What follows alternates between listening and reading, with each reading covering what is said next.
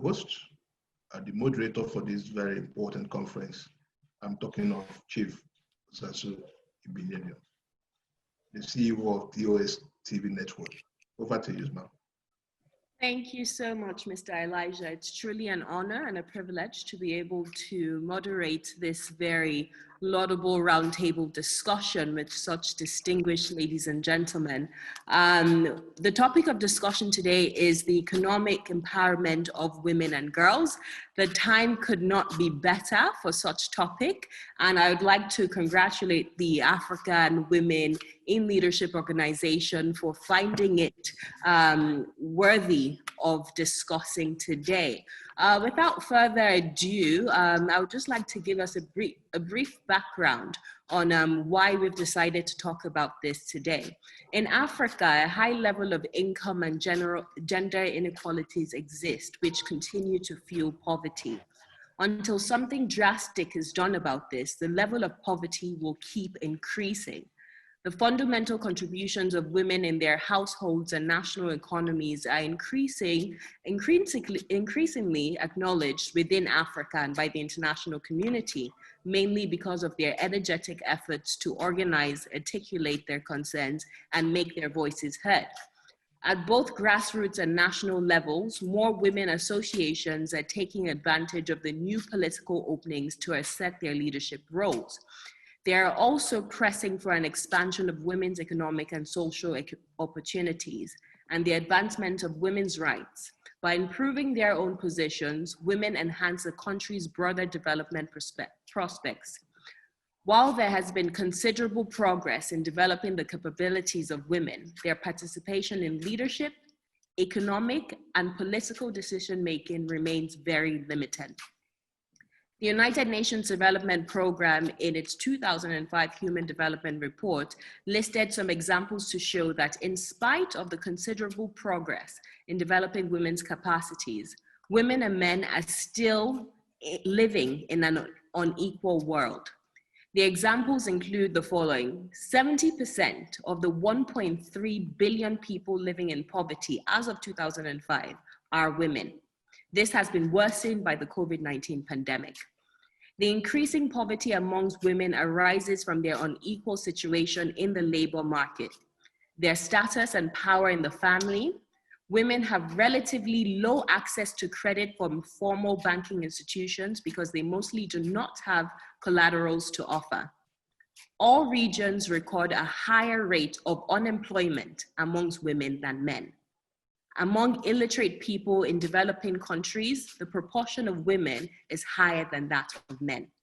Women's wages are below average, and the UNDP report also found that out of 55 countries with comparable data, the average female wage is 3/4 of the male wage in the non-agricultural sector. So this is why we're here today. So without further delay, let me give our speakers an opportunity to introduce themselves and speak on this topic. So I'll start with you, Chief Dele Momodu. Good evening, distinguished ladies and gentlemen. The topic is a very important topic for me, and I've had the privilege of doing substantial work and research on the oppression of women in Africa. I actually wrote my master's thesis in 1988 on the oppression of women, looking at some works of literature in North Africa, in West Africa, and in East Africa. But I would want us to be very practical. And that is why I've always advocated that we should empower and encourage women to engage in business and be able to take care of the family. A woman can focus more attention on her work, on her business, than what most men can do. Also, women cannot waste resources anyhow. For me, what we should do is to find a way by which we can make suggestions as to how we can have more women in politics, in business, so that things can change from what it is at the moment. And then I'll be very glad to take questions after. Thank you so much, Chief Dele Momodu, for that brilliant opening remark. Can we please have the Honorable Minister of Health and Gender Affairs for St. Kitts and Nevis, Honorable Hazel Brandy-Williams. Your opening remarks. Thank you very much, Madam Moderator, for your warm welcome. And I would also want to add my sentiments as well to Dr. Elisha Tai for the invitation to this very important roundtable discussion. I want to start by saying that the topic for discussion is very timely. It comes at a time when women are trying and seeking to chart their own course, but for some reasons they are disenfranchised in some areas and disenchanted in others because they do not have the access to capital and to the economic power that is necessary for them to move forward. I want to make my opening statement be such. A woman who is in charge of her economic future is a woman who is in charge of her own life. And we have seen too often that women are sidelined. They might have very novel ideas of a business venture, but because of the lack of resources, they are not able to push through. What we need to see going forward is if there could be some regular, so that women could be able to have access to such funding. So thank you very much, Madam Moderator. That has been a brief introduction so far. Thank you. Thank you so much, Honorable Minister. And yes, we will open up the floor for questions and answers, which I believe is the most integral aspect of this roundtable discussions. So without further delay, can I please have His Excellency, the former Governor of Bayelsa State, Honorable Henry Seriake Dickson. Well, thank you very much, and good evening to all of you, all panelists, the moderator and the president, Dr. Atai, my good friend, and to everyone out there. I want to thank AULO for firstly organizing this seminar. It's dealing with a very, very important issue, an issue that touches every family, every household, and everybody here in the world, and especially in Africa and in the developing world. And thank you for inviting me to be part of it. So the empowerment of women, as expected, is something that should be of interest to everyone who means well for a better, a more stable and prosperous world. If anyone, any government, and if the world is serious about creating wealth, if we're serious about creating prosperity, if we are even serious about, a stable society, I think we need to pay more than lip service to the issue of supporting the women folk, women who are the mothers of families, women who are breadwinners of families, to support and raise children. And so it's important that we talk about how we support them to be on their own. So in a majority of our families in Africa and across the developing world, you see women doing far more than we think they do. I just want to say that this is one issue that we all should take seriously, those in government and even all of us at all levels. And I look forward to a healthy and very vibrant and productive discussion as to the details of how we can do more of this, in our various ways, as individuals, as governments, for those of us who are privileged and honored to be in government, and perhaps to see how we can network more and prick the conscience of various countries and even of our continents, and see how we can formulate protocols See how we support the individual African woman living in the villages, you know, to survive and do better for the benefit of all of us. Thank you very much. Thank you so much, Your Excellency. In fact, to recap what you said, statistics show that 80% of women work in the informal sector. It shows that women have contributed since time immemorial to the economic empowerment of nations. However, women are not paid commensurate remuneration for the work that they have done because they exist mostly in the informal sector. So these are issues that we'll be dissecting today to see how we can prefer sustainable solutions to them. Let me invite now Ms. Nomusa Dube-Ncube from the Economic Development, Tourism and Environmental Affairs in South Africa. Yes, thank you very much, and good evening to you, moderator, and to all the panelists, and to the president of the organization, African Women in Leadership. First and foremost, I wish to express my appreciation to all of you and to the African Women Leadership Organization. And thank you very much for this opportunity for us to share on this very important topic that we are talking about, the empowerment of women. Of course, I bring you a warm welcome and wishes from South Africa, as you already said. For me, I just want to bring my topic to the issues that talks to some of the matters that I do believe we do need to bring women into the fold as bridging the digital gap to can also make it possible for women to play and have equal role of participation in the digital space.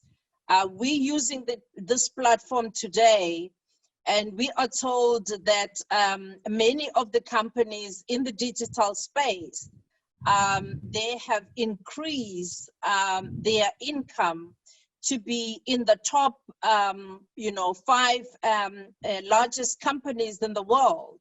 And you can imagine that what will that do if women were to also come into that space and ensure that the girl child is introduced to the issues of robotics, is introduced to the issues of the Internet of Things, is introduced to ensuring that even if you do not have a qualification that at the university level, but through the ICT and through the Internet of Things and through the digital divide, you are able to have your small and medium enterprise that you can establish your own business, but you can also be able to teach yourself a lot of skills using the digital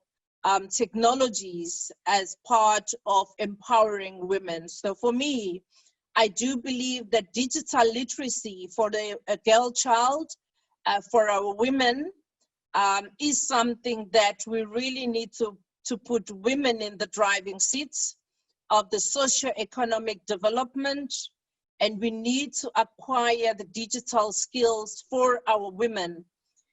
Today, we're talking about the outbreak of COVID-19, and the world stands in the brink of technological revolution. And that technological revolution, what we see is that you do not see a lot of women entering that space. And yet that is where the rest of the economy is moving towards.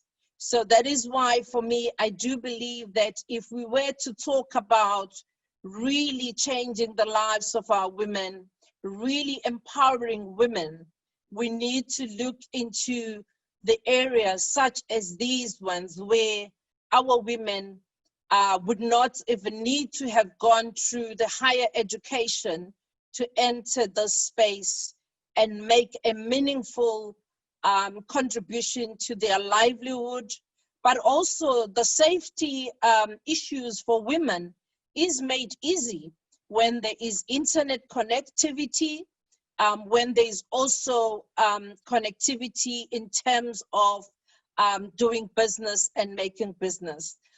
So I think I will be able to talk more about issues because I am very passionate about women-owned SMMEs in the digital economy. Thank you. Thank you so much, Ms. Nomusa, for that in-depth contribution to the conversation. I would like us to begin by defining the root causes of women and girls' economic empowerment. I believe that everyone on this roundtable today believes that women and girls should be equally as empowered when it comes to economic activities as their male counterparts. However, in order for us to come up with tangible solutions, we need to identify what are the root causes of the disempowerment of the women and girls across Africa. Honorable Minister, can you define for us what are the root causes of women and girls' economic disempowerment? I want to identify one of the real and the fundamental root causes of women not being able to advance economically is because the economic space, the businesses, the big businesses, the financial centers, they are all headed by men. They don't see women as being capable. How do we convince the men that we have now done everything that you have required of us? We have gone to schools, we have done 1, 2, 3, 4 degrees. We have gotten the experience that you require of us. How do we convince those persons, the gatekeepers of this space, that we are ready to move to the next level? Without that buying from the men, without that championing from the men, we cannot move, so to speak. So for me, the fundamental issue is getting getting champions from the persons who occupy and dominate the economic space. Thank you, Honorable Minister. I'd like to bring in here Honorable Henry Seriake Dickson, the former governor of Bayelsa State.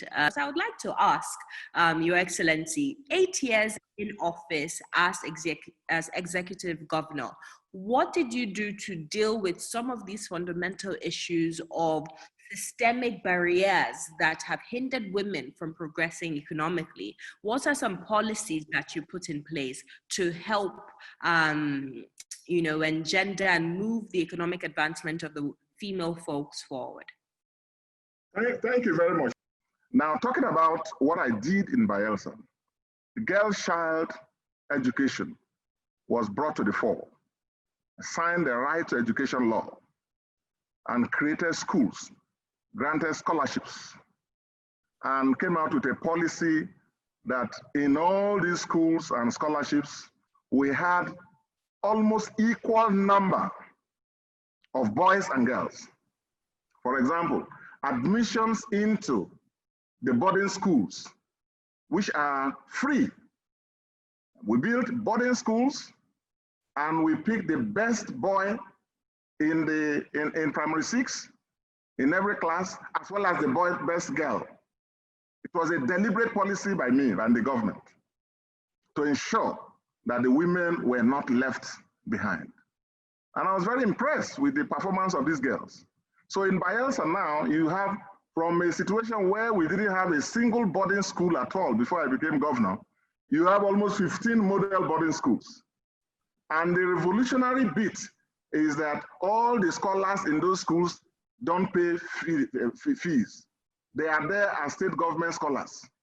They are fed 3 times a day. Books are provided free. To the extent that when they are on holidays, they keep crying, they don't want to go home.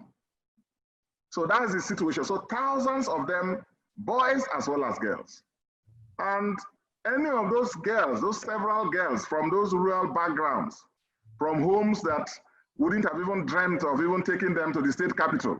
But now they are in model boarding schools in all the local government areas. So we're dealing with the issue of girl-child education. Because a woman, a young girl, when educated, if you give her education, you've given her everything. All these issues of loans, all these issues of whatever, infant and maternal mortality, everything, she will take care of everything. Once you get that correctly, if you give a young lady education, you've given her economic independence, you've guaranteed her health and the health of her children and grandchildren and even her husband. You've created a new vista of opportunities open to her. Now, coming to the issue of economic empowerment, how do we, because I saw that the main issue was these rural women, how do they access credit? Even if they want to do businesses. That was a big issue. We couldn't convince the banks to give loans. Governments after governments in this country and in my state, I also tried that before I saw it. You give people packages, so-called empowerment packages. And people take this and go and buy a wrapper. You see, you give them things sometimes that they do not need. And to address it, what I did was to create for the first time a state-owned microfinance bank. Because this issue of funding, monitoring businesses, mentorship, you can't do it in an off and on manner. So what we decided to do was to create, for the first time in my state, a microfinance bank owned by the state.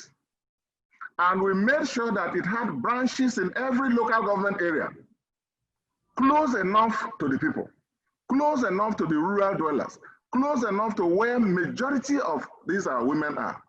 And before I rounded up, and the reports I got about the operations of a microfinance was very impressive. Over 80–90% of those who took advantage of the opportunities that we created are women, and they are doing very well. Now, so the other area before I round up is about the relationship between healthcare for the rural people, healthcare for the rural women, and how it can impact our local economies, and also impact on the overall economy of nations and subnational entities. And Bayelsa is a classic instance. When I took over, the maternal and infant mortality rate was alarming, one of the worst in the country. And we came up with healthcare services at the state headquarters level, at the tertiary level, but we also now build health centers and accommodation, medical facilities close to the people in every ward. And right now, we now created the basic healthcare board, and we put a woman as chairman. You see, this is the area we talk about involving women. When I created that board, the primary healthcare board, and nominations came, I got 5 nominees, and they were all professors, men. And I said, no, the bulk of the people who will be affected by the work that this board will do, fighting and reducing infant and maternal mortality, are women. Go and look for a woman. We have qualified women who will feel the pains that these rural women are feeling. And my wife, the First Lady, was also very supportive. And we got a very experienced lady, Mrs. Denenu, British trained nurse, you know, who has been in practice for a long time. She's the head. And now guess what? In 1 year or 2 years when I was going, the statistics have turned around. As at the time I left office, Bayelsa State had the least infant and maternal mortality index in the South-South region. Now, because of the combination of policy, because of the involvement of women in running it, and then the policy announced by which we announced a 3,000 Naira so-called pregnancy maintenance allowance to every pregnant woman who went to the healthcare centers to register. And not only that, who will go for antenatal every month. You get that money, and you deliver in our health services, you get the money, we give you the pack, and 3 months after delivery. When we did that, we saw that in 1 year, 2 years, right now as we speak, Bayelsa has the least infant and maternal mortality index. His Excellency was making very, very salient points, especially in regards to the foundation we need to build in order for women and girls to be economically empowered. Girl-child education is something I hold very dear to my heart. In fact, the Osasu Foundation, in which I founded, we identified children in rural areas so we can provide education to them, because we believe that this is the fabric of every developed nation. In order to move forward as a country, we must have, and as a continent, we must have children in which are educated and exposed so they can attain, or they can aspire to attain any height that they want to in life. Let me bring you in here, Chief Dele Momodu. Aside being an astute media personality and executive, I consider you a reservoir of knowledge. You're a walking historian, a walking history book, you know. And most times when we look at the economic position of most women in our society today, we sometimes forget, you know, how successful women were back in the days. I am a proud Benin woman, a proud woman from Edo State, and the most revered figure or emblem we can recognize today is the face of Queen Idia, the mother of the king. And this was a woman that led men into battle. So from centuries back, women have already led roles of leadership and roles of, you know, economic empowerment. So can you give us a brief history of some of the successes women have been able to attain in the past? And why do you think things have changed in this, you know, current dispensation? Why is it that we're finding less number of women, you know, in the economic force that are actually wielding formal jobs and able to retain the remuneration of their jobs in today's society? Why have things worsened as opposed to progressing? Chief Dele Momodu. I don't think things have worsened. I actually believe that against all odds, women are fighting for their space in the scheme of things.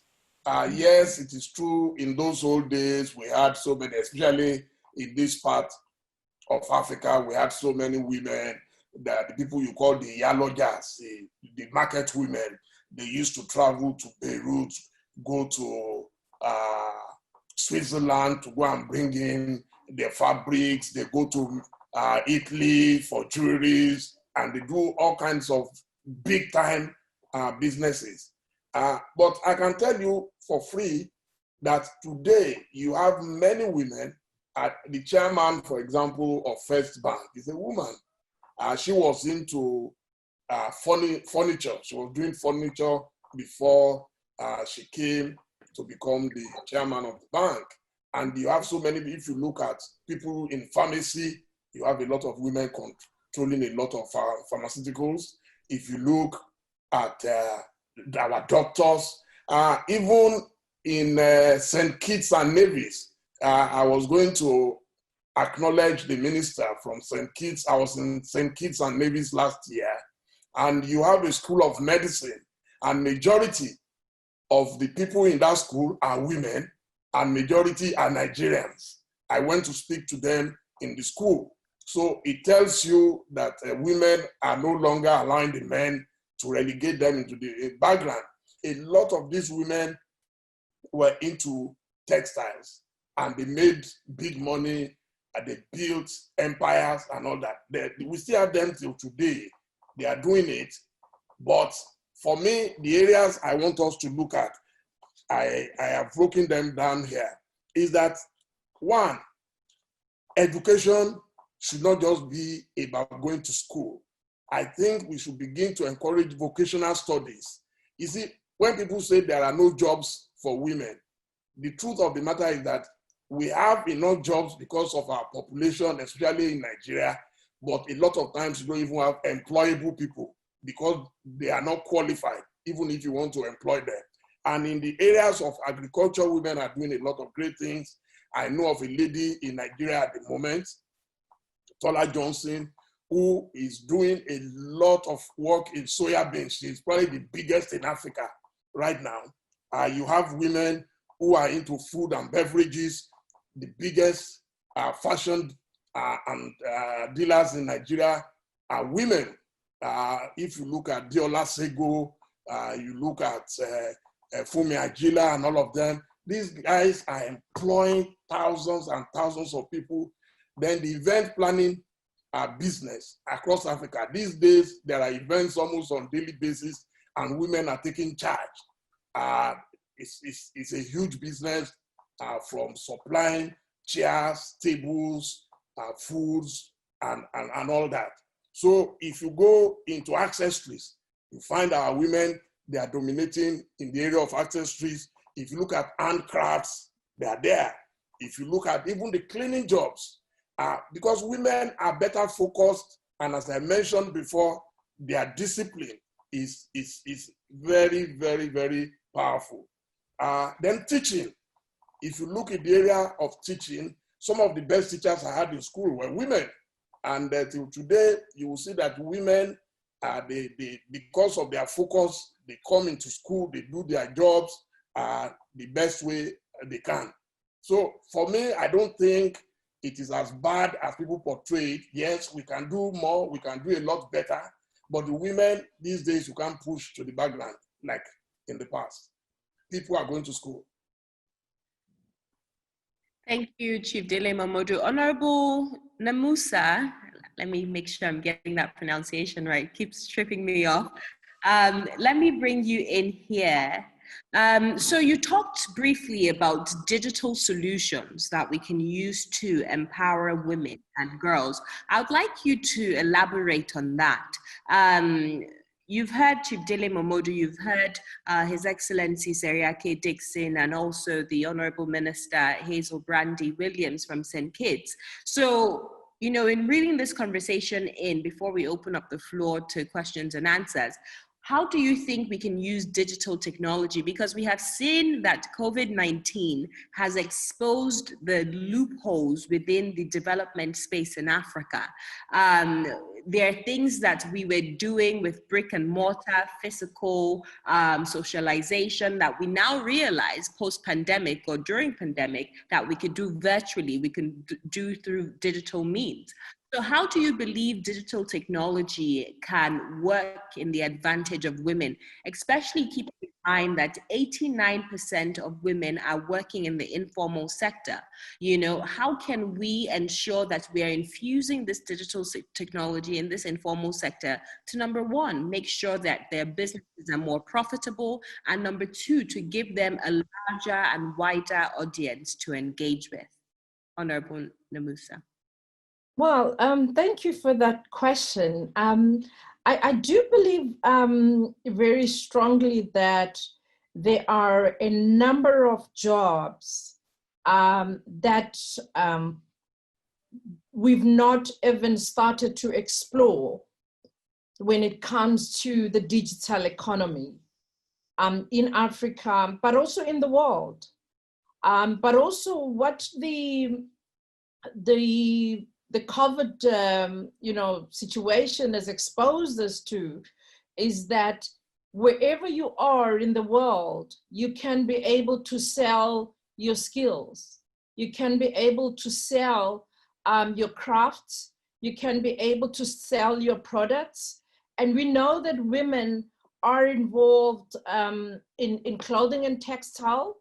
And I think the speaker was talking right now, there are a lot of women that are doing beautiful things, that are having big companies that are involved in the clothing and textile.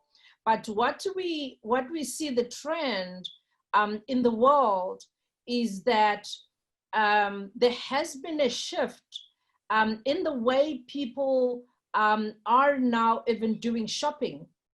People are no longer going to shopping malls, a lot of shopping malls.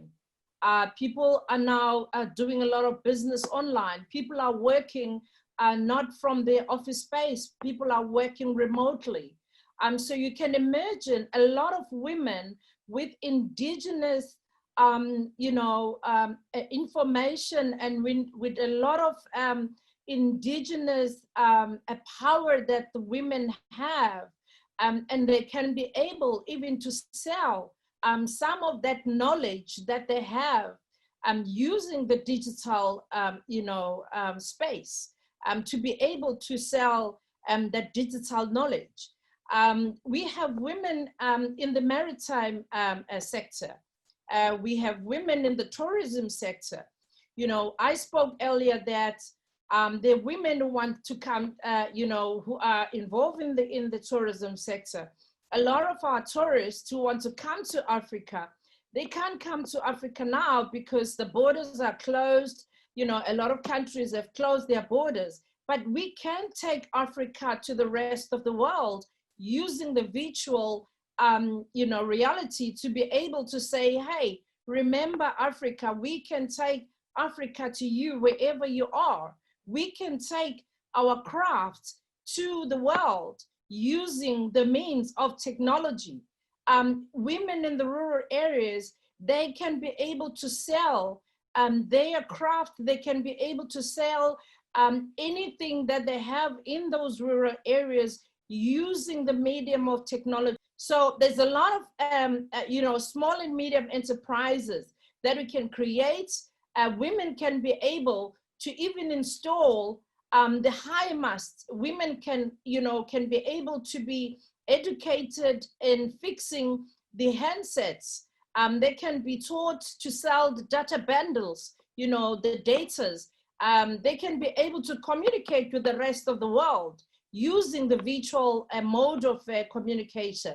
So for me, really, that is why I talk about the girl child, that it is time as well that we do not leave the girl child this time around when we talk about the digital revolution, but also when we talk about ensuring that the knowledge that we are now increasing, the mobile banking services that we're talking about. We're talking about delivering of the life-saving medication using the drones. We're talking about the effectiveness and the efficiency that is brought about in agriculture using technology, so that we can compete with the rest of the world. Our goods can be able to hit the shelves, can be able to reach the rest of the world using digital technology. And our women can do all those things because we know that a lot of women are involved in all these economies. But if we were to introduce the Internet of Things, if we were to introduce the digital economy in terms of making sure that women are able to use this, Internet of Things to do business, but also not just do business, but they are able to code. They are able to be taught how to use, construct, their own, solutions, because we need to have our own solutions. We need to stop using solutions that are invented by other people. We need to start registering our own IPs as Africans. And we can only do that when we create our own manufacturing, sectors that will start producing our own things as Africans. And those are things that we can start empowering women to get into all these opportunities that would otherwise would not have been open. So I believe really that there is a lot that we can do if we were to introduce technology to our young girls, to our women in the rural areas, to our women in the urban, in the peri-urban areas, to start making business out of technology. Thank you so much, Honorable Nomusa. I would like to open the floor up now for the question and answer segment. The first person we have here is Teddy Valerie Onu. Thank you for that. My question is really brief. From your experiences, how can you help women kind of bridge the gap from being micro into moving into startups and scale-ups? Thank you. Thank you so much, Telly. So we'll take 5 questions before we get back to our panel. So do we have Ingui Njakta Favor? Thank you very much. Yeah, welcome. Good evening. Yeah, thank you for the opportunity and thanks, Alu. My question is, the first is a question, the second is a contribution, the third maybe is a proposal.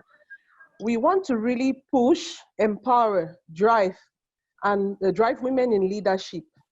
I was thinking aloud. Is it not high time we get very inclusive to start bringing in issues that men could do to support us women? The second, it is very clear that the majority in power and most functions are men. And we really need to start educating the men in position to sincerely support the women that they work with. And as a proposal, we can also begin this from our homes, letting our boy child know they have a responsibility to support the girl child. Thank you. Thank you so much, Ingrid. Then we also have, taking the third question, Osaratin Agbonabare. No, thank you very much. My question is this, because one of our speakers spoke about how we can use digital technology to promote women in Africa. Is regard the best strategy we can actually use in educating women in Africa as regards digital technology. Thank you very much. Thank you, Osaratin. We have Her Excellency Princess Mrs. Sarah Suzanne. Good evening. Can you hear me? Yes, we can, Your Excellency. Good evening. Good evening. It's a pleasure to be on the platform this evening. I just want to ask a very vital question about women in politics. Many of our young ladies are quite interested in politics, but the opportunities are not really there for them. The men have been so aggressive about politics that they've not given them the opportunities. I would like maybe Chief Dickson, we have to answer part of this question later. I want to know how many young ladies were given opportunity to serve when he was a governor then? And what is he still monitoring or following up with some of the young ladies he gave opportunity, he gave scholarships, he gave opportunity to go to school to see that they move upwards? Thank you, Her Excellency Princess. Okay, so we'll take one more question before we open up the floor for our panelists to answer. I hope you're all noting these questions down. We'll take one more question, then allow you answer before we take the last round of questions. So can I have Maureen? Good evening. Nobody really prepared for this pandemic. We have agreed today and even previously that most women are the breadwinners. And they are involved mostly in the informal sector, where some of them, their revenue generation is on a daily basis, their income generation. And now the pandemic came suddenly, and the way to do business is different. I hear about using technology. Some of these women, like if you listen to when Mr. Dele Momodu was talking about where the women really play, the textile, you know, the events planning, most of these are really affected.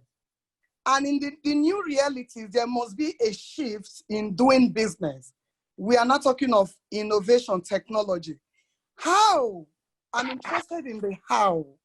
How do we quickly support the women to be able to push them up to the new realities so that they can begin to continue to generate income as breadwinners for their families? Thank you. Any of the panelists can just quickly jump in. So for those of you who had direct questions and thrown at you, please endeavor to answer those questions. Then, you know, any of the panelists can just touch on some of the questions asked. I think the question that was asked by Maureen is very important, that women are the breadwinners. And with the pandemic, we've seen how the informal sector has been hardest hit. But also we know that the informal sector is one of the sectors that is easy to turn around the economy. And one of the things that we've learned with the pandemic, Maureen, is that we need to also shift our mindset.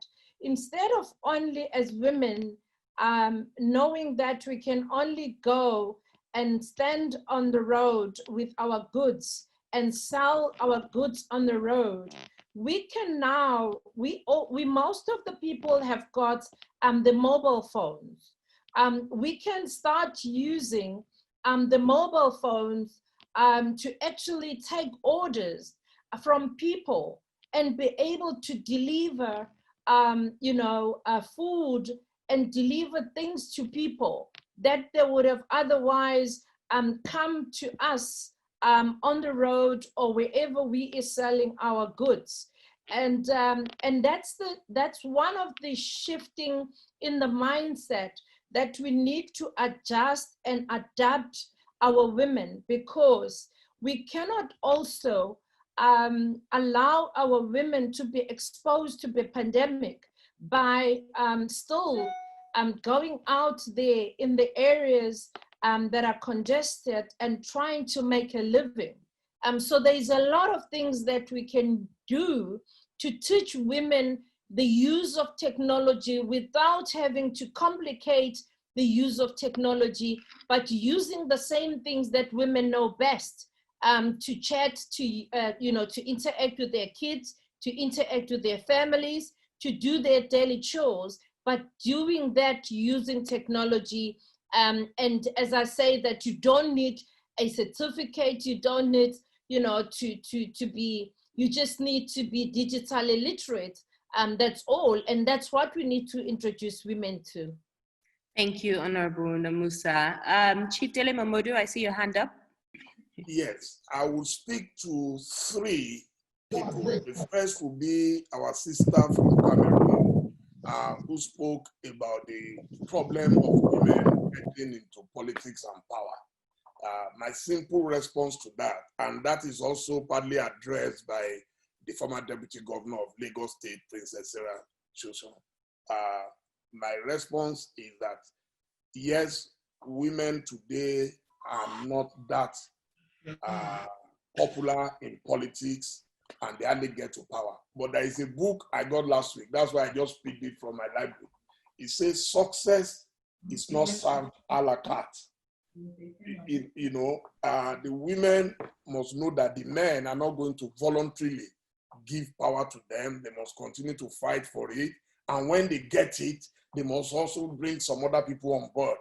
And to Her Excellency in particular, I would like to say something that she knows very well. Even in Lagos State, where she was deputy governor, there are powerful women today fighting themselves for power. There is unhealthy rivalry between the women. They are fighting, they are always at loggerheads. And then people tend to say, hey, women are their own worst enemies. Even if you look at the United States, how many women supported Hillary Clinton? A lot of times, a lot of my female friends, well, we don't like Hillary, we don't want Hillary. And then they brought in Trump. And now they are complaining that we don't have women. And before you will have another woman at the level of Hillary Clinton, I don't know how many years it will take, to build that kind of resume. But that is it. So women themselves must make up their minds that if they want the thing, they have to fight for it. And they must unite against the forces that don't want them in power. Sister Maureen spoke about the pandemic. I think our women are actually smarter. While the men are at home waiting for a miracle to happen and for the pandemic to go away, I see so many women doing great things right now, especially in Lagos. If you look at most of the face masks that we wear now, it's not the men, it's the women who are busy. Everybody now is an emergency tailor, an emergency, face mask designer. But like I said, the women must learn to come together and pull themselves up. Thank you. Thank you, Chief Dele Momodu. Any other panelists? I would like to jump in here and go ahead, Honorable Minister. If I attempt to answer question one as well, how to help women scale up from small to medium-sized business. One is, and it all boils down to finances, hence the topic for discussion. If we don't have monies made available to women in small business, there is not much scope for them to develop. And so the financiers, the financial institutions should earmark some monies, let's say 15–20% of their resources to be loaned to women at very reasonable interest rates so that they can get that added push. Maybe as well, persons could form small credit unions and small loan institutions where the barrier to getting a loan is less stringent than the commercial banks. And these are ways in which women or governments could help women to get to that next level in terms of growing their small businesses. Thank you, Honorable Minister, for that contribution.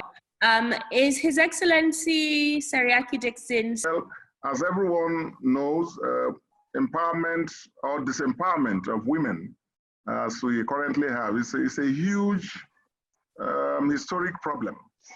It's a massive issue that we cannot just wish away. But we are working. Like I said, if you break it down to the 3 or 4 factors that I talked about, i.e., begin with girl-child education. Like I talked about my experiment in Bayelsa when we started the first ever microfinance bank called the Zoimbo Microfinance Bank, with offices in all the local government areas, close enough to all of them. But we need to do more. And the bank was set up also to begin to trade and mentor and supervise.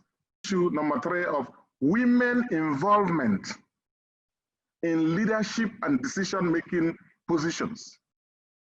In Bayelsa, what I did was that any of these areas, any of these departments and policies that I knew would directly impact on the well-being and welfare of our women, particularly in the rural areas, I made sure that a woman was brought to head it. For example, the microfinance bank, I got my commissioner for women affairs at the time, whom I got from a commercial bank manager. I got her to head the microfinance bank. She's still the head of the microfinance bank now, you know? So, and then just like I did in the primary healthcare board when I brought a woman to head it. So beyond this, we need to talk about how to involve women more. And the lady who asked a question about what we did in the area of empowering, supporting women to be in leadership positions, Princess, that's a very sensitive issue. It's not something we can do overnight, but I have been at the forefront of fighting for more women. Okay, we have just enough time to take 3 more questions before we reel this home. We have Cornelia Indefon. For the past 11 years where I work as a medical doctor, a typical family has a man and woman. Even genetically, we say that genes are 50% distributed among children. And the last ALO conference we had on Wednesday, our guest speaker then mentioned something like the Nigerian government does not have women. So it is like operating at half capacity. I am saying whoever is listening, whoever can take this back to the current president and the ESCO, that they should take it upon themselves to make sure that women become governors. The minister from St. Kitts and Nevis She has really said key facts there. When a man is working very hard in politics to support somebody, they will give that man an appointment and give him money to function. When a woman works that hard, she will be threatened with sexual gratification rather than being recognized. So Nigeria really needs to stand up if Africa is going to stand up and give women opportunities to become governors and local government chairperson. Loretta, let's quickly take briefly, please. You have 1 minute to give your contribution to the conversation. Loretta Achudeme. Why is it that women are being thrown out during party primaries? Because I've seen a lot of qualified women contesting for elections, elected positions, and during primaries they are thrown out. You can look at the last election. Most of the women were thrown out during the party primaries. And these women are very qualified, even more qualified than the men who eventually emerge. And it is quite frustrating, and it's not encouraging at all if you look at the pedigree of those women. So I don't know, how can we fix this, especially in Nigeria? How can we fix this? Thank you, Loretta. Thank you for that question. Very straight to the point. So last question is coming from Bula Musupe. I hope I pronounced that right. Are you around? And I wanted the panel to reflect. I was listening to the different tools that are being used, such as loans to women.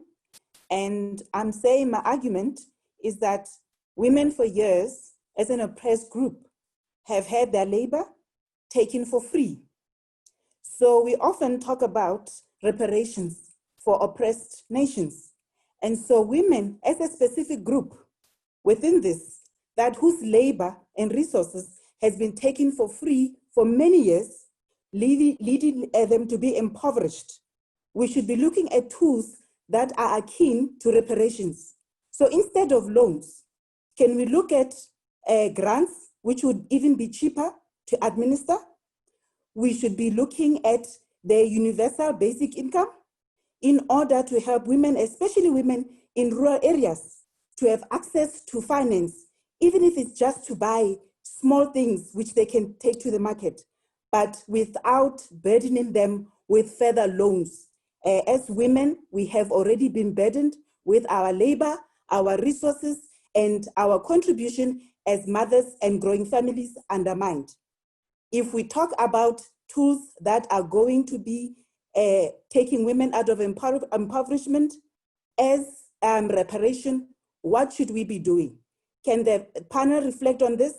Thank you so much for that brilliant contribution. So for our distinguished panelists, thank you once again for taking out time out of your very busy schedules to have this discussion with us. I would like to hear your reactions to the last set of questions that were asked and the comments that were made. So in your capacity as media executives, honorable ministers, former governors, aspiring senators, what can be done and how can some of these suggestions be implemented in your space? So while you answer, do keep in mind that these are your parting shots as we reel this conversation back home. I'll start with you, the former governor of Bayelsa State, Honorable Seriake Dickson. Thank you very much. The question asked by one of the last persons who asked the question has to do with the issue of affirmative action. Involvement of women in positions of authority takes the political will. It takes a lot of political will to execute and implement. Because as you know, the very nature of politics is contests of people, different interest groups, and so on and so forth. But it's important that we political leaders keep in our minds the need to address the imbalance and the need to support women. I see that all of us working together addressing these issues, I think that I'm quite hopeful that even though the problem is huge, I believe that the next century is a century of women. Thank you. Thank you so much. The next century is a century of women, and dare I say now is the time for all women as well. Thank you so much, Your Excellency. So let's also have the final words of Honorable Nomusa from South Africa, please. Well, thank you very much. I think we have to seize the opportunities as they exist. And it is true that Africa's time is now. But we have to seize those moments in order to realize the growth of the continent. And this is accompanied by ensuring that we empower women, but we have to walk the talk. We can't just talk, we've got to do it. We've got to take those girl child and empower them and show them that is doable. But also we've got to make sure that we continue with advocacy. I agree. We continue with the mentorship. I agree as well. Access to finances, as well as affirmative action. I don't think we should shy away from the fact that women have been left behind for so many ancient times. And I do believe very strongly that the future is feminine. Thank you so much. Let me have the Honorable Minister from St. Kitts. Your final words, please. Honorable Hazel, are you there? The economic empowerment of women would have made many strides over the years. A lot to do, and we are ways off from the target. However, for us as women, we have to take the initiative and make the goal. We have to lobby our men, and we have to lobby our women as well if we want to get into elective politics. I want to end by, in closing, by saying that a woman being in charge of her economic future is a woman with power over her own life, and that would make a greater situation for everyone. Chief Dele Momodu, are you there? Yes, I'm here. Yes. You see, politics is a game of numbers. And because women have allowed themselves to be bullied and intimidated by the men, they have not made substantial progress. So my advice once again is that our women need to work together. They need to work together and they will arrive their destination. So it's picking up, but the women need to engage more in campaigning for themselves and in standing together. There is a popular saying I would like to close with: united we stand, divided we fall. If the women are not united, the men are never going to give it to them. Thank you. Thank you so much to all our distinguished panelists. This journey, as His Excellency, the former governor of Bayelsa, said, it's not a sprint, it's a marathon. We need to keep on reinforcing these ideologies in our daily lives. We need to face it through a multi-pronged approach in order to ensure that we're empowering women everywhere, irrespective of their social stratification. So right now, without further delay, I would hand you back to the founder, Mr. Elijah. Thank you so much. And thank you very much, my very distinguished speakers.